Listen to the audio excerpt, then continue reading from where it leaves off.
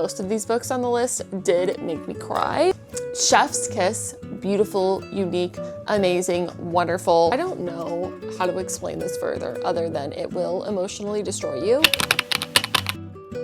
2025 was the year for the books, literally. Also, hi and welcome if you're new here. My name is Haley. I love creating videos all about books, lifestyle, planning, budgeting, etc. And I would love to have you subscribe and follow along. But today, we are talking about my top reads for the past year, 2025. I managed to read 114 books, which I think is my all-time record. I don't know how we got there.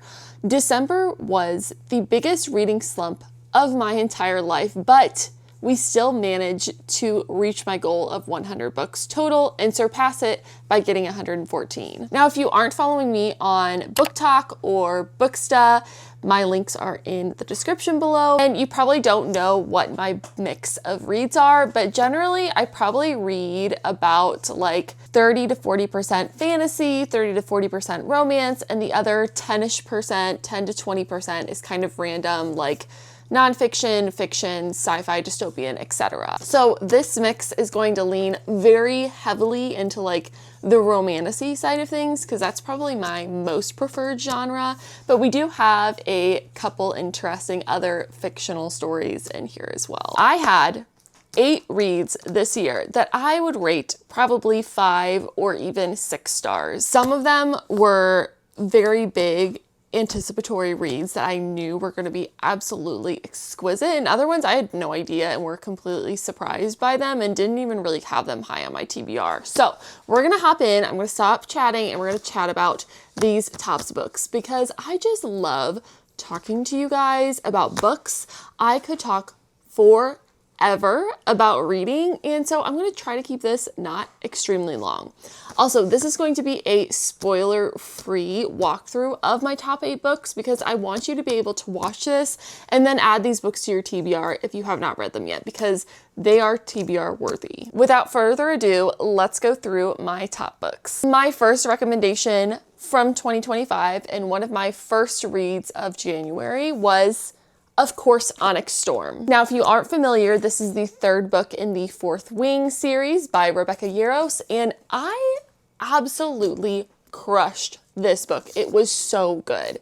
Now, there has been some controversy when this came out. A lot of people, when they were reading it, were feeling very confused. They didn't know what was happening with the plot. They felt like there were a lot of different plot lines happening. They also didn't know a lot of the characters or recognize their names because we were using first and last names, and there was just a lot of things to follow. And I think the one thing that set me up for success when reading this was I did a complete reread of Fourth Wing and Iron Flame prior to reading Onyx Storm. And one, that like set me up so much better for this book. I knew where we were in the plot. I had everyone's names fresh in my mind, so when we jumped in, I immediately could follow along. Also, it gave me more of an appreciation for the previous books. When I read Iron Flame, I really only rated it 3.5 to 4 stars for the first read because Violet annoyed me so incredibly much in that book. I could hardly stand her and felt like the book really dragged and was very long. But during the second read, I feel like I gained a lot more of an appreciation for the second book. I feel like it brought in a lot more of the story, a lot more of the characters, and really set the foundation well for Onyx Storm and the rest of the series. So I'm so glad I did that reread so I could appreciate it more. And then that also just like made me so much more excited about Onyx Storm. So the thing with Fourth Wing is, of course, we have dragons, and I'm dragon obsessed. And what I think Rebecca did really well in Onyx Storm is bringing in more of the dragons and their personalities. We learn a lot more about the different writers and their dragons, and I just thoroughly enjoyed that a lot more in this book. I don't want to give any spoilers away, but that ending, that last page, I thought was fake. I thought there was more. And so I know Rebecca is taking some time off before writing the 4th book, but I am screaming internally because I need the 4th book immediately. This book was one, actually most of these books on the list did make me cry. It really is that good, guys. And if you have not read it, this is an incredible book. If you're afraid of romantasy, this is an excellent series to pick up. It's very easy to get into. The world building, although I think the world building is fantastic and done really, really well. And it's very easy to access if you are a new fantasy or romantasy reader. So anyways, Onyx Storm. Read this one. Yes, read it. The next book is my only romance book recommendation on this. I am extremely picky when it comes to romance books. Generally, I rate the majority of them 3 to 3.5 stars because I enjoy them, but I probably won't ever go back and reread them. This book is the exception. This is Beg, Borrow, or Steal by Sarah Adams, who is a fantastic romance author, and it is part of my favorite romance series. This series takes place in a small town called Rome, Kentucky, and in each book we are following a sibling from a set of 4 siblings. The first book follows the brother, and the subsequent now 3 other books follow the other sisters. This is the 3rd book, and in it we are following Emily. She is the eldest daughter of the family, and she is a teacher. And what I love about this is a rivals to lovers romance. So we have Jack, who is Emily's like true arch nemesis. Like these two are butting heads constantly, arguing constantly, having that perfect tension through the arguments that just bleeds through these pages. And basically Jack was going to move away and get married, but instead ends up working at Emily's school and becoming her next door neighbor. Jack also is a secret best-selling author, so he's trying to hide the secret. He loves antagonizing Emily, and there is so much tension in the feud in this book. Another thing that Sarah does so well is not only is she really great at writing romance, she also does a really good job in this series of capturing the dynamics of like birth order and siblings. This happens in the entire series, but you're really seeing like the dynamic of Emily being this perfectionist, being the eldest daughter, achieving so much, being very like probably more just type A organized. And the way that that is displayed through this romance, through her friendships, through her sibling dynamic is just so interesting and brings a lot more depth to the book. Practice Makes Perfect is my favorite of the series. It's the 2nd book, but honestly, like I recommend all of these. This one was so fun and good. And it's also like a very, very easy read. So add it to your TBR, please. We have to talk about it. We know this one was going to be on the list. Sunrise on the Reaping. I have always been and always will be a Hunger Games fan. I read them in high school. I went to all of the midnight showings of the movies. I love The Hunger Games and I love Suzanne Collins so much. Also, if you have not read her Gregor the Overlander series, that is a more like kids preteen series, but it is so good and excellent and underrated. So please go read that. But anyways, we're here to talk about Sunrise on the Reaping, which is maybe probably the most tragic book that I read this year, although there are some other contenders. I don't know when I'll be able to reread this book because it was that painful, but also so good. If you aren't aware, this is following Haymitch. So Haymitch is the mentor to Katniss and Peeta during their Hunger Games, and he's from District 12 and won his own Hunger Games. And this is following basically his journey through his Hunger Games story. This is by far the most tragic book in the Hunger Games series. I don't know how Haymitch, he didn't really move on. He became a drunk.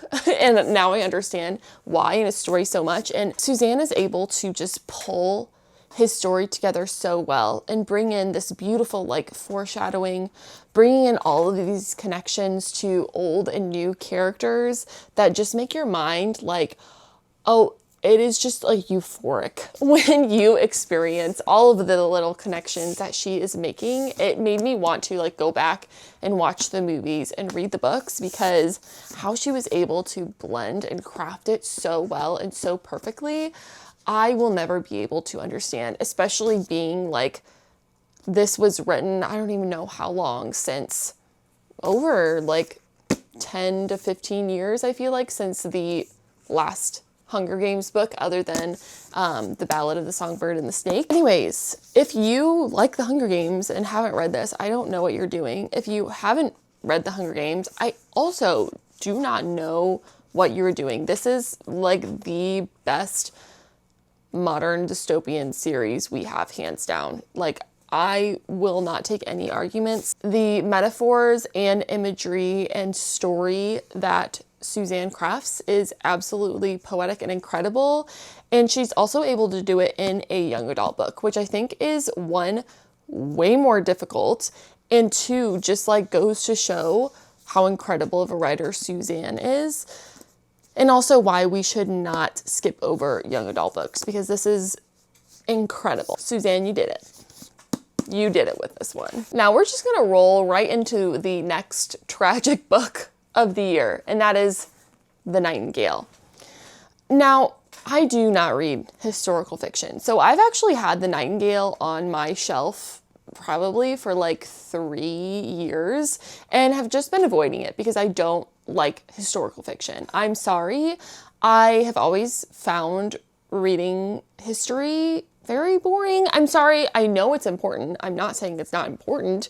It just doesn't intellectually stimulate my mind. But this book and Kristin Hannah absolutely destroyed me. And I think this was probably the book I read the fastest in the year. I could not put this book down. Like, so incredibly well written. If you don't know what this is about, this takes place during World War II when Germany is occupying France, and we are following two sisters as they are separated and their very different lives and journey through the act of Germany occupying France. This is such a beautiful book. One, I think it uncovers so much of also World War II that we really don't see a lot in stories. I feel like a lot of time we see a lot of the war and we see a lot of the tragedy of the Holocaust, which are both so important to cover. But I think this also uncovers like another layer of seeing the occupation of other countries, of seeing the stories of like women and how they dealt with the war differently and how they approach things, and just also like humanizing every single person that went through World War II. I think we think a lot about of the masses, of those that were impacted by it, of those that fought in it, but like getting down to the individual level of someone living and how their life was irrevocably changed is like, I don't have words for the experience of this book. This is sad. This is a hard read, but I think it's really, really important to read as well. I am so excited to have found Kristin Hannah. I mean, I know everyone talks about her and I'm sorry for being stubborn, but I do plan on reading more of her books because this was an excellent read. If you don't like historical fiction, I totally recommend this book. Like, I think you will like it regardless of your preferences in reading. And yes, it does look massive. It's really only 550 pages. Like, it's not that bad. But yeah, I finished it so quickly. Like, so beautiful, sad. And I was unwell for a while after reading this, to be honest. Like, thought about it a lot. So anyways, The Nightingale, you might be depressed, but it's worth it. My next two books, I do not currently have physical versions of, but I will be purchasing them soon. So the next book that I have on my list is another fiction book, and it's called The Midnight Library. Now, I know this one is quite popular, and a lot of people read it probably like, I don't know when it came out, so this timing may be wrong, but like 4 or 5 years ago, I feel like, is when it really came out and everyone was talking about it. And so it's been on my TBR for quite some time and I've been avoiding it. And finally, I checked it out on Libby and I realized it was so short and I was like, I'm gonna read this. And boy, did I read it. I got through it so quickly. And I thought it was fantastic. If you don't know the Midnight Library, I don't want to spoil too much, but basically we are following our main character, and she is in this library that allows her to experience different versions of her life depending on different choices that she makes. For instance, if she decides to follow a certain career path, or if she decides to have a certain conversation or go out on a specific date, how her life changed depending on those choices, she's able to experience like the different paths of life. I loved this book because I love being existential sometimes. And I am someone that is very fearful of regret. We're getting very real here. And what was so amazing about this book was, I don't want to, again, tell you everything about it, but just how it shifted your mind around decision making and regret in your own life. And I just felt lighter after reading this book. I just feel like this is a really good read if you have really been like struggling with regret or making decisions or feeling afraid of making the wrong decision. I feel like this is a really, really good book to read. And also it's fiction, so it's fun. I think what I liked about this is you almost get the benefit of like a self-help book without reading a self-help book, because I have kind of like stepped away from the self-help realm for a while now. I feel like 5 or 6 years ago, I loved reading nonfiction, like self-help books. I thought they were great. And then I felt like the message was just getting very basic and repetitive. And so seeing it come out like through creative storytelling, I think is so wonderful. And yeah, I just want to read more of it. So anyways, really loved the Midnight Library. Would recommend. You definitely want to make sure you're in like a semi-good mental space. I would not read it if you're like very mentally unwell, but it was good. Okay, my second digital read was a book that I actually received as an ARC, and it's out now. It's called The Kingdom's Reckoning, and it is the final book in Neena Laskowski's Of Fire and Lies series. If you are looking for a romantasy that is not the same as every single romantasy out there, because I feel like we're in romantasy series fatigue, the Of Fire and Lies series, starting with The King's Weapon, is the series for you. I stumbled upon Neena's book on Kindle Unlimited and by a whim decided to read it and was absolutely just delighted by the book. So excited to read it. I've read every arc. I've been so fortunate to have read every single arc that Neena has released for the series, and I've just been an avid fan. We have our main character, and she is actually our kind of morally gray character, which I love. I feel like it's something different, and it's done differently, I think, than other main female morally gray characters. When you read through this series, there are so many twists and turns and unexpected moments that are so fun and bring excitement and joy back to your reading. Again, I feel like romantasy fatigue, we are seeing authors really clinging to a lot of beloved tropes, which I think is really not a bad thing, because obviously we love these tropes for a reason, but I feel like when you are reading a lot of romantasies and you're reading a lot of the same tropes over and over and over and over again, it gets extremely tiring. So The King's Weapon is a breath of fresh air. The Kingdom's Reckoning is the final book in the series. So I don't want to say too much, but I feel like Neena just wrapped up everything perfectly with a bow. I don't feel like there are any like major plot holes that we missed. I feel like this just like brought everything to a wonderful completion, and I'm so excited again for another reread. I'm excited to see what Neena does in the future. And yeah, I just want more people to read this series so we can talk about it more. The 7th book that we have on the list is actually one that I was kind of weary on, and I wasn't sure if I was going to like it, and I ended up being obsessed, and that is Wild Reverence by Rebecca Ross.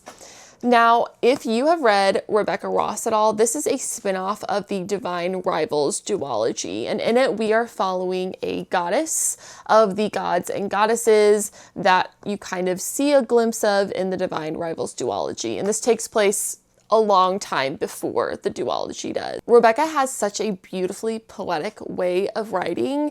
And I feel like with Divine Rivals, I couldn't find myself fully invested in it because it leaned a lot more into kind of like the romance side and not so much the fantasy side. So when I was reading Divine Rivals, I felt kind of confused, one, about like the world building, and also I'm someone that just loves mythology. And I knew Rebecca had a good mythology under her belt for Divine Rivals, but she really wasn't bringing out. And boy, did she in Wild Reverence. The mythology in this book is chef's kiss, beautiful, unique, amazing, wonderful. I love this book. It was so good. In it, we are following a goddess, Matilda. We start with her story when she is young, and she's basically the only young goddess, and she befriends a human, and they are friends for a bit, get separated, and reunite years and years later. What I loved about this book was how Matilda, our main character, grows throughout it. Grows in her own confidence, grows into trust with this world. The gods and goddesses, they're constantly basically stealing from each other. And so Matilda is very weary and cautious of basically everyone because that's how she's had to live. And the way that Rebecca builds trust in this book is so like human and wonderful and just like interesting. I'm a big mythology girly. I love, love, love, love, love any book that has to do with like Greek or Roman mythology.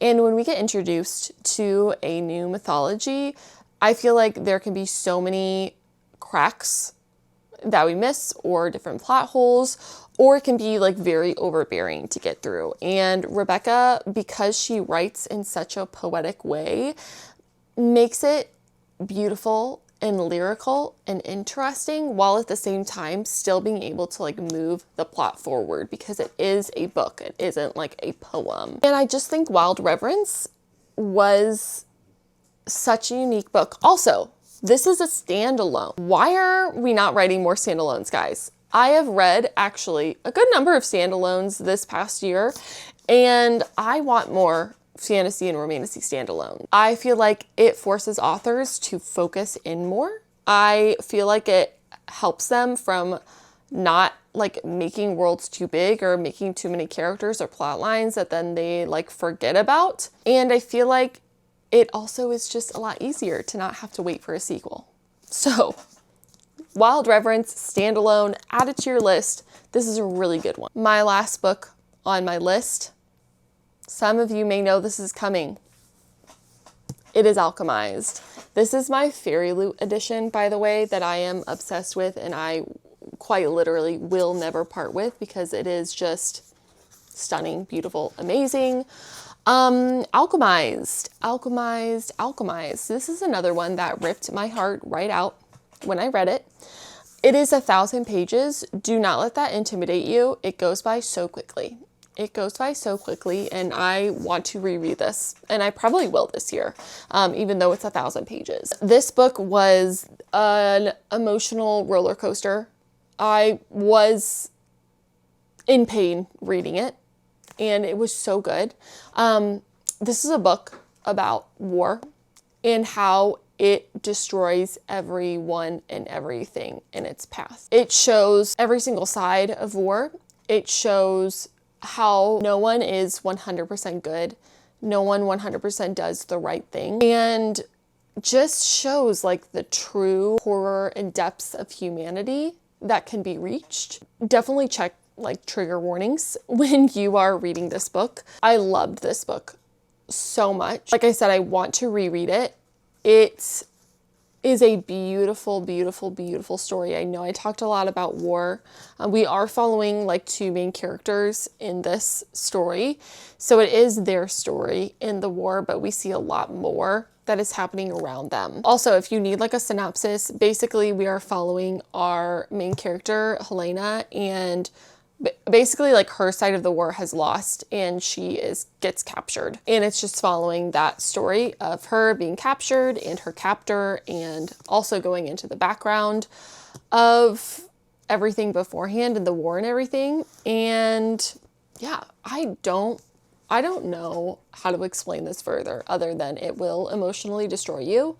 You will be distraught for months. Like, I still think about this book, and I read it a few months ago, and it sent me in a spiraling book slump for a couple months, and I'm finally getting out of it now.